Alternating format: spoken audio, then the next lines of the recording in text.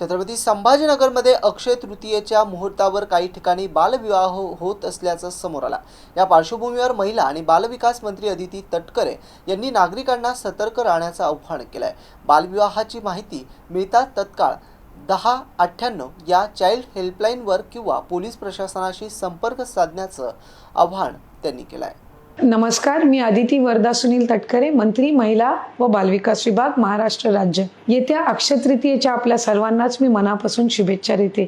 येणारं हे संपूर्ण वर्ष आपल्या सर्वांसाठी सुखसमृद्धीचं जाओ, आनंददायी जाओ, यशमय जाओ अशीच प्रार्थना करत असताना खऱ्या अर्थानं एका गंभीर विषयावर मी आपल्या सर्वांचं या व्हिडिओच्या माध्यमातून लक्ष वेधून घेण्याचा माझा प्रयत्न आहे। अक्षय तृतीयेचा दिवस हा शुभ मानला जातो। अनेक विवाह, अनेक शुभ कार्य असतील, याच्यासाठी सर्वात उत्कृष्ट जे दिवस असतात किंवा जे शुभ काळ म्हणून ओळखले जातात त्याच्यातलं एक अक्षय तृतीय। आपल्या आयुष्यातले नवीन नवीन पावलं, सकारात्मक पावलं ही उचलत असतो आपण ती या अक्षय तृतीयेच्या दिनी। पण त्याच दिवशी एक अतिशय गंभीर्यपूर्वक विषयाकडे सुद्धा मला आपल्याला लक्ष वेधून घ्यायचे, ते म्हणजे बालविवाहांकडे।